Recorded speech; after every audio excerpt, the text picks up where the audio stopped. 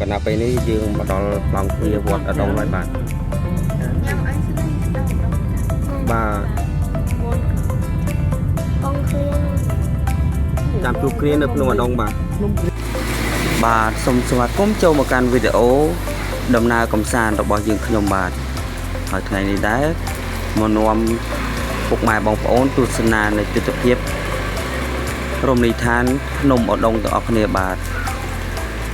ហើយនេះយើងក៏បានធ្វើដំណើរមកដល់គៀកមែនតើហើយពុកម៉ែបងប្អូនកំពុងតែស្ថិតនៅលើផ្លូវថ្លោងទ្វារចូលទៅភ្នំអដងតែម្ដងបាទពុកម៉ែបងប្អូនបាទហើយវីដេអូនេះផងដែរបាទខ្ញុំបាទទៅលេងនៅថ្ងៃទី1ខែ5ឯណោះបាទទើបតែទំនេរបានមកធ្វើវីដេអូចែកជូនពុកម៉ែបងប្អូនទស្សនាបាទហើយរឿងដែលសោកស្ដាយនោះបាទពុកម៉ែបងប្អូនអើយថតវីដេអូគ្រប់ប៉ុស្តិ៍បាត់សម្លេងអស់លីងពុកម៉ែបងប្អូនអើយអត់ដឹងថាអាម៉េចអាម៉ាស្រាប់តែឆែកមើលកាមេរ៉ាបាទពុកម៉ែបងប្អូន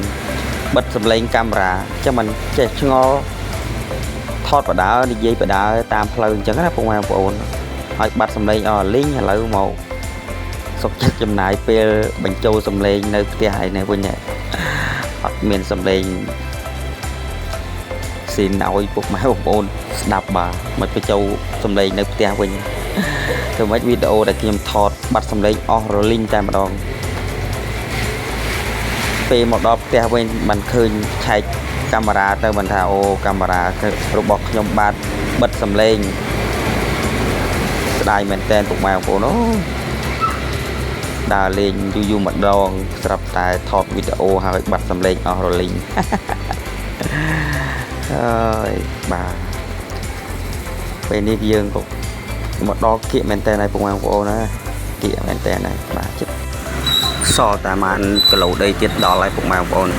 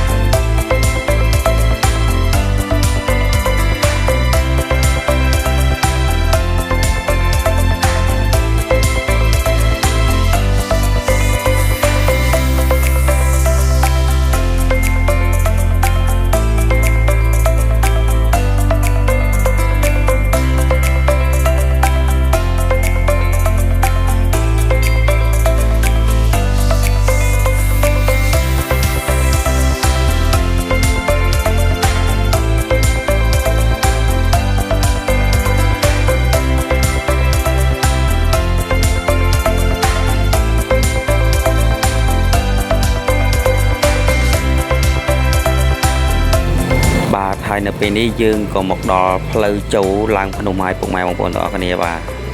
កុំភ្លេចចូលតាមដានទស្សនាទាំងអស់គ្នាបាទពុកម៉ែបងប្អូន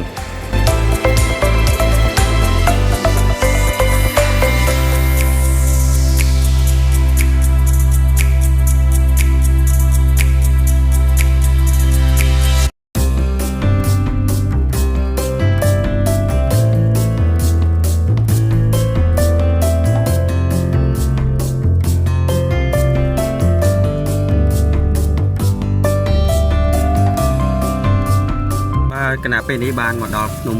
ចិត្តត្រឹងហើយបាទនេះកំពុងតែភ្នំចិត្តត្រឹងនេះគេភ្នំចិត្តត្រឹងគេហៅភ្នំអដងនេះដាក់បាទហើយនៅពេលនេះយើងកំពុងតែស្វែងរកកន្លែងចតឡានបាទម៉ែបងប្អូនបាទនៅពេលនេះក៏បានចតឡានរួចហើយក៏មកអង្គុយលេងមួយសន្ទុះបាទដើម្បីឲ្យបាត់ហត់ហើយកំពុងតែតថ្លៃរបស់ញ៉ាំបាទអ្នកលក់នៅក្នុងអដងនេះបាទគ្រាន់តែឃើញខ្ញុំមកភ្លាមគឺសម្រុកមកតែម្ដងបាទពុកម៉ែបងប្អូនអើយដឹងប្រហែលអ្នកទេមិញណាគាត់ឃើញគាត់ខ្ញុំថៃអត់ចេះគាត់ឯងខ្ញុំថៃកំគោរៀងមកពេលក៏បានដែរខ្ញុំស្រែយើងមកស្រែមិនទាន់ជួបគាត់ពីគាត់បាទហើយពេលនេះដើរយើងក៏បានរៀបចំញ៉ាំអាហារពេលថ្ងៃត្រង់បាទដើម្បីឲ្យមានកម្លាំងឡើងភ្នំបាទហើយបន្តិចទៀតយើងនឹងនាំគ្នាឡើងភ្នំហើយបាទពុកម៉ែបងប្អូន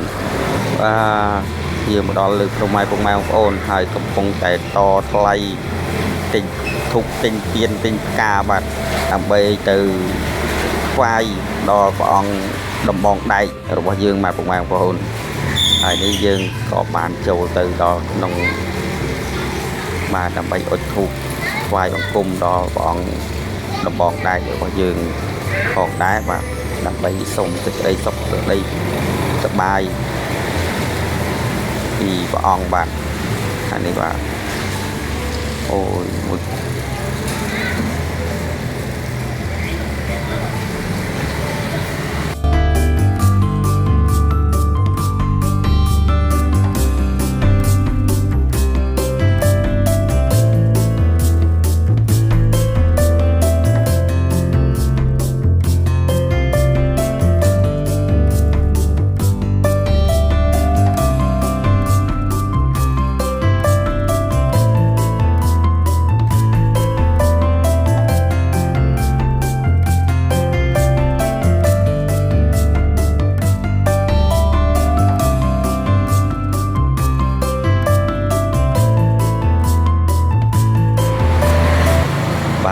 ពេលនេះយើងក៏បានមកដល់លើភ្នំហើយពុកម៉ែបងប្អូនដល់លើកំពូលភ្នំបាទហើយក៏បានទាញកាមេរ៉ា selfie តែម្ដងបាទពុកម៉ែបងប្អូន ដើម្បីផ្ដិតយកទេសភាពចែកជូនពុកម៉ែបងប្អូនទស្សនាបាទទេសភាពពីលើកំពូលភ្នំទៅមើលពីលើទៅបាទពិតជាស្រស់ស្អាតមែនទែនពុកម៉ែបងប្អូនកុំភ្លេចមកលេងបាទនៅភ្នំម្ដងយើងទេបាទពុកម៉ែបងប្អូនពិតជាទេសភាពស្រស់ស្អាតមែនទែនពុកម៉ែបងប្អូនពេលវាដែលយើងមកដល់លើកំពូលភ្នំហើយមើលទៅក្រោមបាទអូទេសភាពពិតជាស្រស់ស្អាតមែនទែនបាទហើយនេះមកដល់លើកំពូលមកតែម្ដងបាទពុកម៉ែបងប្អូនជាន់ដែលខ្ពស់បំផុត